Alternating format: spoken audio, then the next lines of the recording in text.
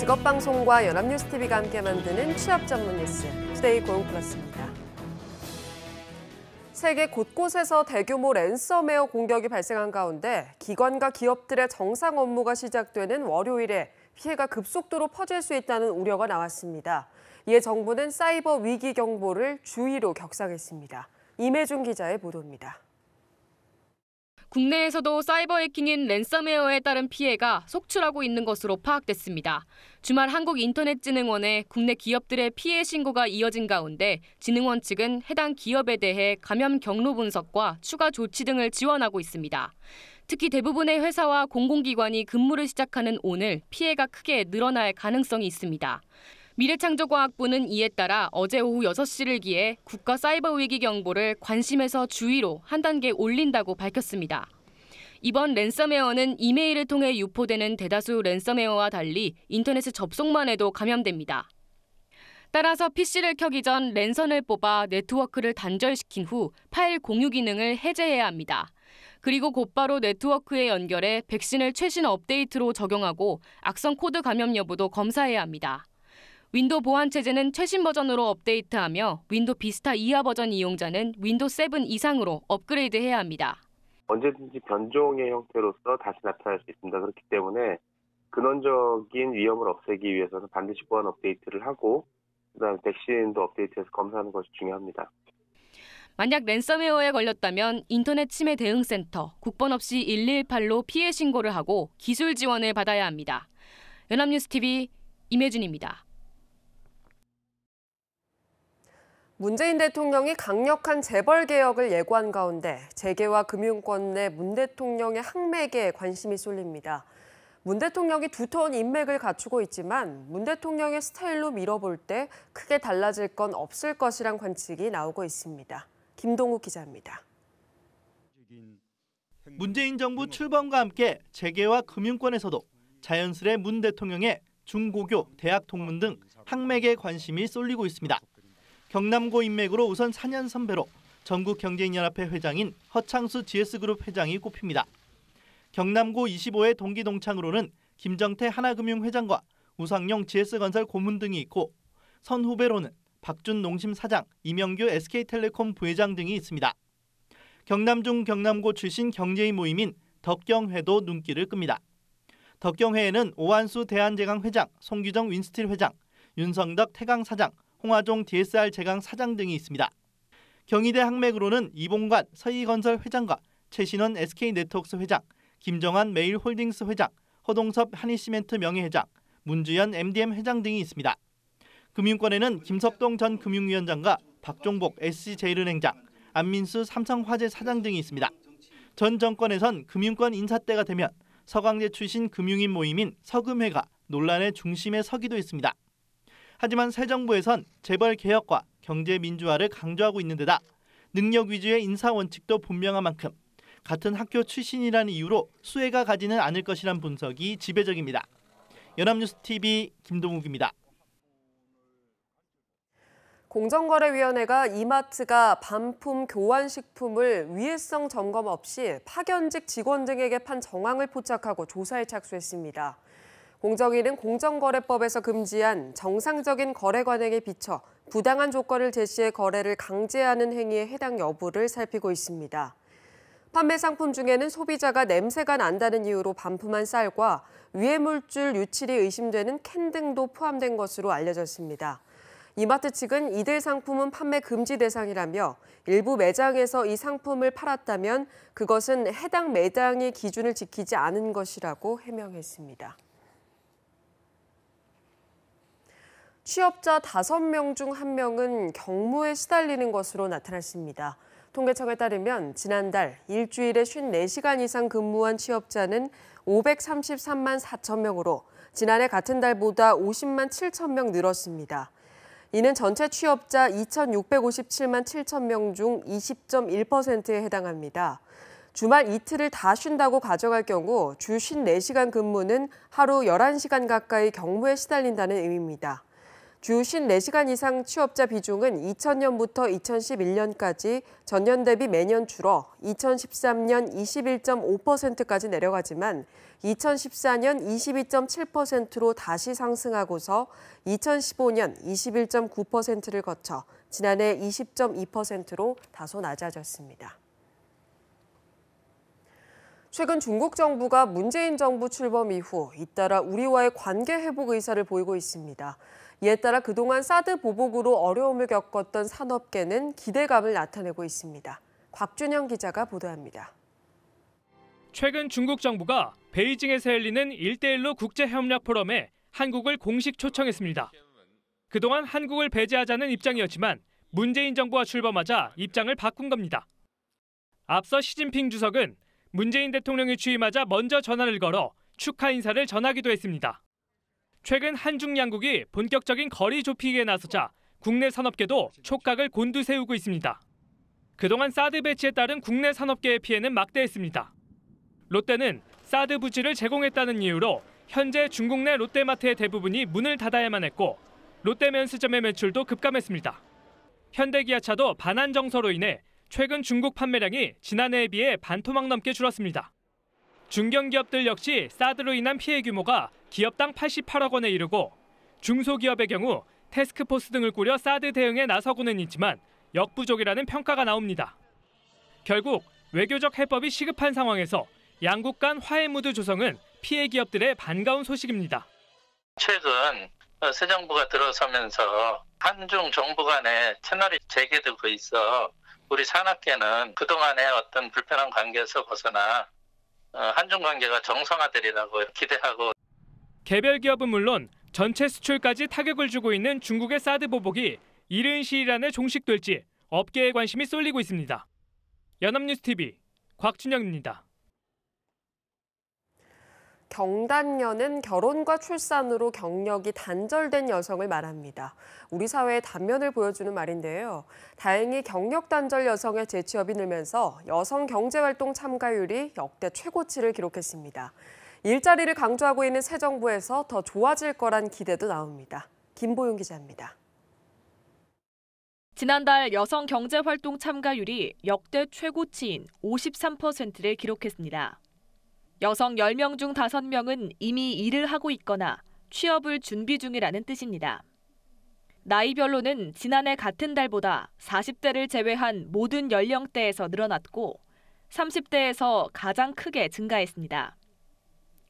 특히 30대 여성 중 일을 하고 있는 사람은 10명 중 6명 수준으로 남성과 여성 모든 연령대를 통틀어 가장 큰 폭으로 늘었습니다. 통계청은 20대에 결혼한 뒤 경력이 단절됐던 여성들이 30대에 들어서 다시 노동시장에 진출하고 있기 때문이라고 분석했습니다.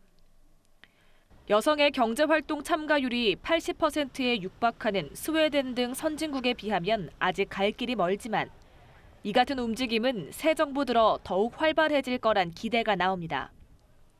취임 직후 문재인 대통령은 인사수석에 최초로 여성을 임명하며 여성 일자리 행보에 시동을 걸었습니다. 문 대통령은 후보 시절 공약했던 대로 여성들의 경력 단절을 막고 차별 없는 여성 일자리를 만들겠다는 방침입니다. 공약에는 비정규직 여성에게도 출산이나 육아휴직 급여를 보장하고 남녀 고용평등법을 모든 사업장에 적용한다는 내용이 포함됐습니다. 전문가들은 일과 가정을 양립할 수 있는 환경이 만들어진다면 여성의 경제활동 참여는 더욱 확대될 수 있다고 설명했습니다. 연합뉴스TV 김보윤입니다. 택시 등 사업용 차량이 아닌 자가용으로 영업하는 건 불법인데요. 입국하는 외국인을 상대로 이런 불법 영업을 한 일당이 붙잡혔습니다. 이들은 차 안에 사업자 등록증이나 카드 단말기 등을 비치해서 정상 택시인 것처럼 속였습니다. 박현우 기자입니다. 국제선 입국장 근처에서 대기하고 있는 일본인 방한객들 주변을 서성이는 한 60대 남성. 얼마 지나지 않아 가족 단위 중국인 관광객들을 데리고 공항을 빠져나갑니다. 61살 고모 씨로 자신의 차로 관광객들을 데리고 가고 있는 겁니다. 고 씨는 이들을 자가용에 태워 서울 신촌 일대로 데려다 준 뒤 요금을 받았습니다.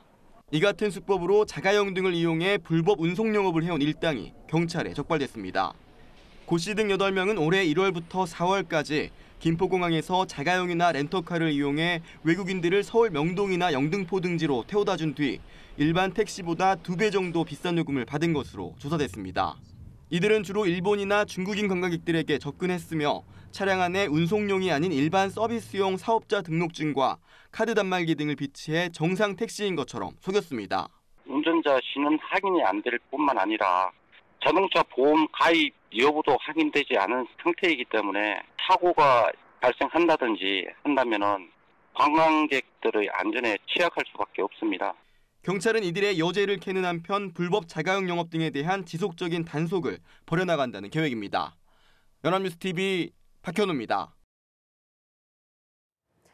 인천국제공항공사는 협력사 직원 정규직 전환을 선언한 문재인 대통령과의 간담회 후 후속 조치로 좋은 일자리 창출 태스크포스를 발족했습니다. TF는 정규직 전환반과 일자리 창출반으로 구성됐으며 팀장은 정일영 인천공항공사 사장이 직접 맡습니다.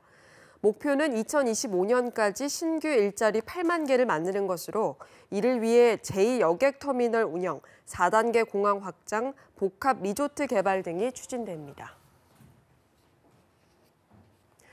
이르면 올해 하반기부터 연면적 200제곱미터 이상 소규모 건축물과 신규 주택은 반드시 내진 설계를 해야 할 전망입니다. 국토교통부는 지진 방제 종합대책 계획을 반영한 건축법 시행령 개정안을 입법 예고할 예정입니다. 개정안에는 내진 설계 의무 대상 건축물의 연면적 최소 기준을 종전 500제곱미터에서 200제곱미터로 낮추는 내용이 담겼습니다. 단독주택과 공동주택 등 모든 신축주택은 연면적에 상관없이 내진 설계를 해야 합니다. 개정안은 관계기관 협의와 법제처 심사 등을 거쳐 8월에서 9월에 공포될 예정입니다.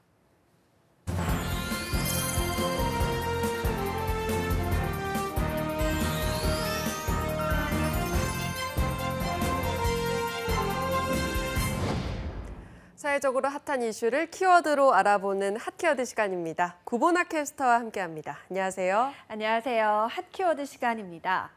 우리가 물가를 비교할 때 자주 등장하는 용어가 있죠. 바로 빅맥지수인데요. 강설희 아나운서도 빅맥지수가 뭔지 알고 계시나요? 그럼요. 맥도날드의 대표 햄버거인 빅맥의 가격을 통해서 나라별로 물가를 가늠한다는 거잖아요. 혹시 오늘 주제가 빅맥지수인가요? 역시 잘 아십니다. 오늘의 주제가 빅맥지수는 아니지만 이 맥도날드와 관련이 깊습니다. 얼마 전 개봉한 파운더라는 영화가 장안의 화제를 불러일으키고 있는데요. 이 세계적인 패스트푸드 체인점 맥도날드의 탄생 비화를 담고 있는 이 영화를 보면 어떻게 시장을 개척해야 하는지를 보여주는 한편 또 시장 경제의 냉혹한 논리에 대해서도 이야기를 하고 있습니다. 그래서 오늘은 이 파운더라는 영화를 짚어보면서 이 경제 시장의 다양한 논리에 대해 이야기를 하고자 합니다. 네, 파운더라면 창업자, 설립자라는 의미잖아요. 그렇다면 이 영화는 맥도날드 햄버거를 세운 맥도날드 형제의 이야기겠네요. 네, 중요한 이야기를 해주셨습니다. 사실 영화의 중요한 메시지는 바로 이 설립자에 대한 정의에서부터 시작이 되는데요. 처음에 맥도날드를 만든 건 맥도날드 형제가 맞습니다. 1937년 캘리포니아주의 한 마을, 작은 마을에 딕 맥도날드, 제임스 맥도날드라는 두 형제가 작은 햄버거 가게를 열고 영업을 시작한 것이 바로 맥도날드의 시초이기 때문인데요. 그런데 이 당시에는 지방 소도시의 아주 작은 햄버거 가게에 불과했다고 합니다. 네, 처음에는 동네에 그냥 작은 햄버거 가게였다는 거군요. 그런데 어떻게 이 작은 가게가 오늘날과 같은 다국적 체인점이 될 수 있었던 거죠? 네, 바로 이 맥도날드의 잠재적 능력을 보고 이를 발전시킨 사람이 있었던 건데요. 레이 크록이라는 인물이 바로 그 주인공입니다. 평범한 밀크쉐이크 영업사원이었던 레이 크록이 어느 날 작은 햄버거 가게에서 밀크쉐이크 기계를 6대나 주문한 것을 잘못된 주문이라고 생각하고 놀라서 찾아간 사건이 맥도날드 체인점의 설립 계기였다고 합니다. 네, 작은 햄버거 가게 밀크쉐이크 기계가 6대라니. 이미 당시에도 맥도날드가 큰 인기가 있었나 봐요. 네, 그렇습니다. 이 여러 시행착오 끝에 얻어낸 결과라고 하는데요. 당시 맥도날드 형제는 손님이 직접 매장 앞에서 주문을 하고 조리원 한 명이 고기를 구우면 또 다른 한 명이 빵을 굽는 식으로 모든 업무를 분업화해서 시간과 가격을 절반으로 줄였다고 합니다. 조리 시간이 빠른 만큼 맛도 늘 신선해서 동네 주민들에게도 큰 인기를 끌고 있었던 거죠. 네, 모든 업무를 분업화하는 게 패스트푸드점의 가장 큰 특징 아닌가요? 이 시스템을 처음 개발한 것도 맥도날드 형제였고요. 네, 그렇습니다. 당시에는 이 같은 파격적인 시스템으로 운영되는 식당이 없었던 거죠. 그래서 이 레이크록은 처음 맥도날드 햄버거 가게의 시스템을 보자마자 이 세계 외식 산업을 지배할 것이라고 예측을 했다는 겁니다. 그래서 이 맥도날드 형제에게 동업을 제안했다고 합니다. 네, 그렇게 첫 패스트푸드 체인점이 생긴 거군요. 어떻게 보면 그냥 동네의 작은 햄버거 가게였을 텐데 맥도날드의 잠재적 가능성을 알아차린 레이크록의 통찰력이 참 놀랍습니다. 네, 그렇습니다. 이미 커버린 회사를 쫓으면서 투자를 한 것이 아니라 이 작은 가게의 잠재적 능력을 보고 과감하게 뛰어든 것이 신의 한 수였던 겁니다. 실제로 맥도날드 형제가 레이크록과 동업을 한 뒤 매장도 한껏 성장했다고 하는데요. 3년 만에 햄버거가 1억 개나 팔렸을 정도로 인기를 끈 겁니다. 이듬해엔 미국 내에서 100번째 매장을 여는 쾌거를 이끌어내기도 했습니다.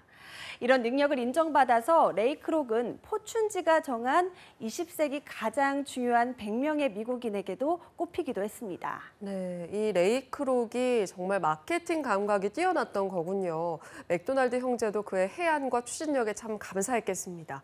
정말 어마어마한 성장을 이룬 거잖아요. 하지만 안타깝게도 그렇지는 않았습니다. 20세기 가장 중요한 100명의 미국인에 이 맥도날드 형제는 제외된 것에서 알 수 있듯이 1961년에 맥도날드 형제와 레이크록은 사업적으로 결별을 했습니다. 아니, 그때쯤이면 한참 명성이 올라가고 있을 시기였을 텐데 왜 결별을 선택한 거죠? 네, 바로 맥도날드 햄버거에 대한 경영 철학의 차이 때문이었는데요. 이 맥도날드 형제는 자신들의 햄버거 가게를 누구나 올 수 있는 친절한 가게, 그리고 이 가족 같은 경영 방식을 원했지만 레이크록은 그렇지 않았다고 합니다. 오히려 매장을 공격적으로 더 많이, 보다 더 크게 확장하고 싶었던 욕심이 컸던 건데요. 그래서 이 숱한 갈등에 부딪히다가 결국 레이크록은 맥도날드 형제에게 사업의 모든 권리를 인수받게 됩니다. 대신 매출의 0.5%를 주겠다고 구두 계약을 맺었는데요. 실제로는 한 푼도 지급하지 않았다고 합니다. 네, 참 너무하네요. 구두 계약으로 사업권을 빼앗다니. 게다가 모든 시스템을 만든 건 맥도날드 형제였잖아요. 네, 그렇습니다. 하지만 이 맥도날드 형제의 공로는 이름으로만 남았을 뿐 서류상으론 전혀 남지 않았으니 이 냉혹한 시장의 논리에선 통하지 않았던 거죠. 또 맥도날드 탄생 비하에 대한 다른 시각도 있습니다. 이 맥도날드 잠재 가치를 알아보고 그것을 대형 체인점으로 만들기 위해 점주들을 모으느라 전국을 뛰어다니고 또 직접 매장을 관리한 레이크록의 집념을 더 인정한 건데요. 만약 그가 없었다면 지금처럼 119개 국가에 3만 5천 개의 매장을 지닌 이 다국적 패스트푸드 체인점 맥도날드도 없었을 거란 뜻입니다. 시장 경제에서 승리하는 것은 먼저 만든 사람이 아닌 행동하는 사람이라는 거겠죠. 네, 패스트푸드 체인점의 탄생 비화 하나를 통해서 얻는 교훈이 참 많은 것 같습니다. 작은 시장의 잠재적 가치를 알아봐야 한다는 것과 그것을 성공시키기 위해서 필사적으로 고군분투해야 한다는 것. 그렇지만 진정한 승리를 위해서는 창업자의 가치도 반드시 인정해줘야 한다는 사실들 말입니다. 자, 지금까지 하키워드 구보나 캐스터와 함께했습니다. 고맙습니다. 고맙습니다.